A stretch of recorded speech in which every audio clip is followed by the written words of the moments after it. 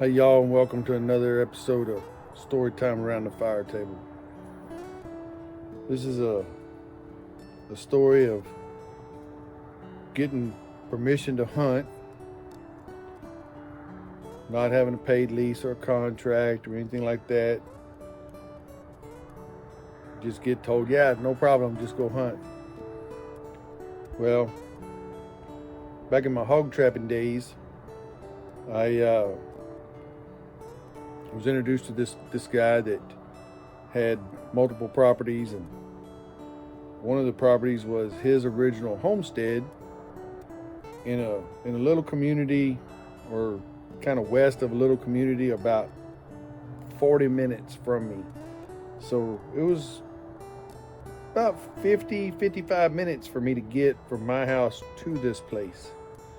But he begged and begged and begged. He said, "Man, I got a bad hog problem." He said, "Come trap hogs." So we went over there and looked around, and he had a hog problem. So we set up a round trap, circle trap, and we made it 5 panels instead of 3, which made it really, really big, because we wanted to try to catch as many as we possibly could at one time, because it was so far to go. And so when we first set it up, we didn't put no tripwire or anything like that. We tied the gate open, and we put probably 200 pounds of corn in that trap. I mean, we put it everywhere in that trap. Went back a week later, they found it. Didn't see any deer drop-ins or anything like that or stuff. So and I mean, it was for sure pigs. So we baited it again, and we went ahead and put a tripwire, but we went ahead and left the gate tied open. We didn't set it. And if I remember correctly, I think we had some weather coming, so we didn't want to have to try to drive in sloppy stuff to try to back a trailer in to get the pigs out of there. So anyway, went back a week later. Sure enough, they found it again. Tripwire was all messed up, which is good, always a good sign. Stuff. So I said, all right, we're gonna go ahead and set it. So we set it, and we caught, I think it was 27 or 28 pigs in one shot in that trap. I guess, pretty much the whole sounder. But anyway, that wasn't even just a small dent in the population of pigs in that area. I mean, they were just thick. So anyway, the old guy was so happy that we caught these pigs. This is in late summer, is when all this was happening. He was so happy. He asked me, he said, "You have a place to hunt?" I said, "Well, I can hunt on my brother's mother-in-law's place right down the road here and stuff, but I don't really have a place of my own." And he's like, "Well, just set a feeder up over here. Just come hunt over here. Just keep catching them pigs." Said, "Okay, sounds good to me." So I go set a feeder up, and we kept trapping pigs. We caught pigs about every 2 to 3 weeks. We'd make a trip over there, set the trap, run back the next day, check the trap. Sure enough, it'd be pigs. So we wasn't trying to catch them every single day, because it's a long drive over there. It's an hour drive basically. So anyway, we were doing that. And, closer it gets to deer season, the less I like to trap, because I don't like catching deer. And even though with the traps that we use, the majority of the deer can get out, but a late fawn or something that's not real big can't. So anyway, we quit. Bow season starts the last weekend in September, first weekend in October. And so we would always quit trapping somewhere around the 1st of September. We wouldn't trap anymore. So we took tripwire out, tied the gate open, put some more corn in it just because, and made sure the feeder was topped off. This was, like I say, 1st of September. And I don't go back over there until, and this is before trail cameras. We didn't have any trail cameras. So we go back over there, or I go back over there for the first time opening day of bow season. So I get over there, climb up in my stand. My feeder's, there, stuff. It gets daylight, and I see something about that big on my feeder. I can't tell what it is, but it's white. Can't see it.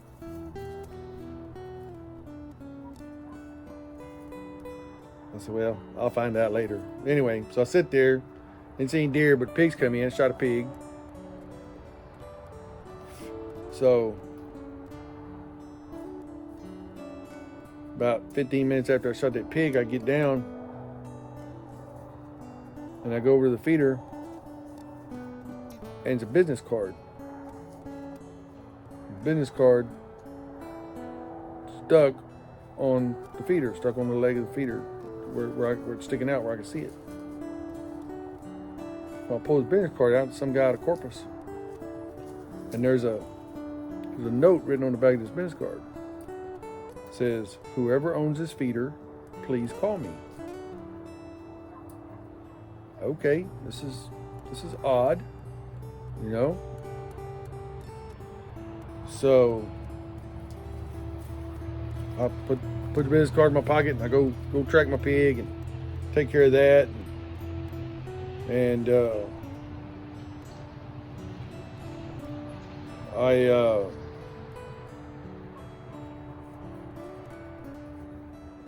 didn't have any cell reception out there where this was, and very, very limited cell reception in that area at that time. It's better now, but still limited. Anyway, so I probably forgot about it anyway. So anyway, I load pig up, get in the truck, come back to the house, hour drive. I'm back to the house, getting everything taken care of, take care of the pig, all that kind of stuff. Anyway, I remember this business card in my pocket. So I get this business card out, call this guy up, say, hey, found this business card on my feeder over on this guy's name, told this guy, the name of this guy's place. Stuff, just, we're the ones out there, trapping pigs. And he said I could hunt. So the guy said, it's perfectly fine. There's just one problem. I said, what's that?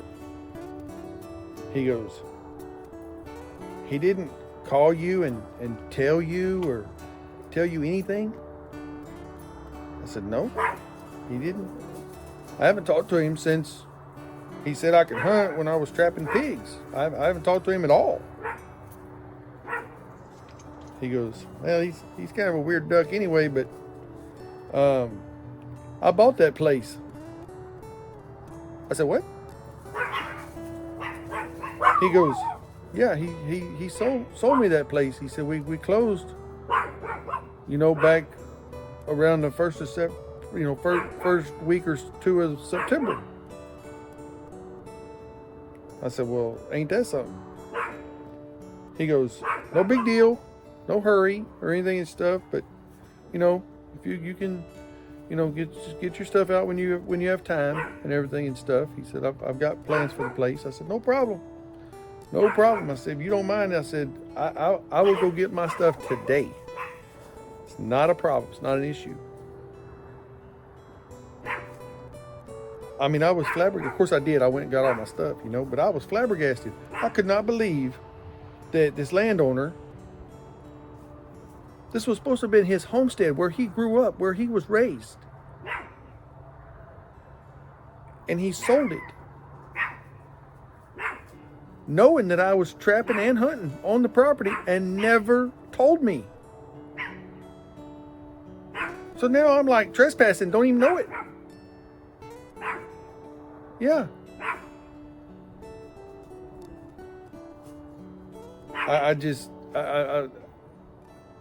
Okay. Let me go one step further. So I called him up and I said, hey, I understand that you sold that place over there. He said, yeah, man. I'm sorry, man. I meant to call you, and it just slipped my mind. I completely forgot stuff. I said, well, I talked to the new owner, and real nice guy. I said, but I said, I got all my stuff off of that place and stuff. He goes, oh man. He said, I feel bad. He said, well, I got a place over here on such and such road and stuff. And he said, well, meet me over there tomorrow at 3:00 and I'll show you the place or whatever stuff. You can set up. You can hunt over there.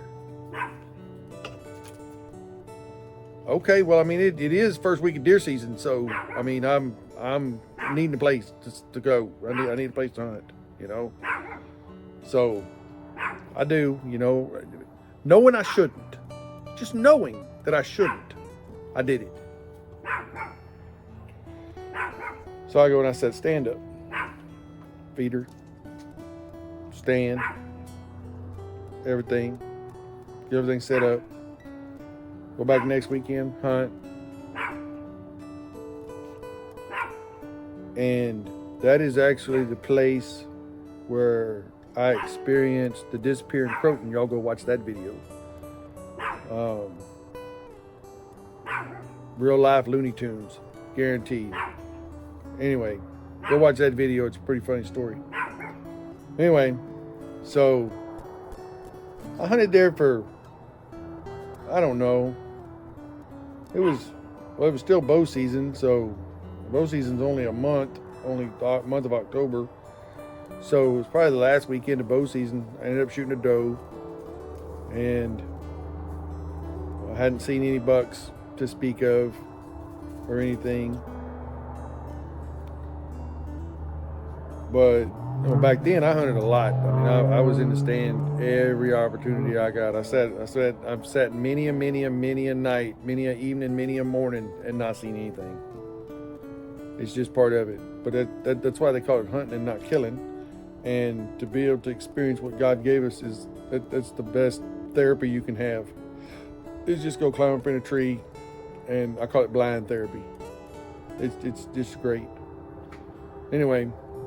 So it was probably the middle of November. Yeah, but it wasn't even through deer season yet. Deer season actually goes all the way through into January here and stuff. So it was probably around the end of November, 1st of December, right along in there or something or whatever stuff. Get a phone call. And it's this guy who said I could hunt over there and stuff. And he said, hey, have you seen a guy in a such and such colored pickup truck in there or whatever and stuff? I said, no. He goes, well, he saw your truck and he's madder than a hornet. And I said, well, who is he? I thought you owned this place. He goes, no, I own it. But I leased him that pasture where your feeder is for his cows. You did what? And you didn't call me and tell me? You didn't think that maybe I ought to wait till after deer season to lease his pasture because Robert's in there hunting? No. You didn't think that. You just did it again. Except for this time you didn't sell it. You just leased it out from underneath me. Yeah.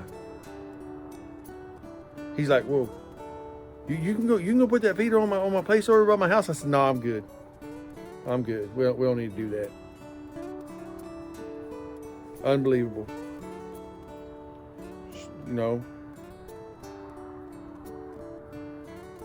Hit me once, shame on you. Hit me twice, shame on me. I didn't let it happen the third time. Anyway, anybody got anything like that? Property been sold out from underneath you without you knowing, or leased to another group of hunters, or cattle, or whatever, all of a sudden, there's no cows on this place, and you show up one day and there's 100 head of cows. It's like, what the hell's going on? Must be a fence down or something somewhere, and the neighbors. No, pasture just got leased. Anyway, y'all let me know if y'all have anything like that. Crazy times. Love you. Bye.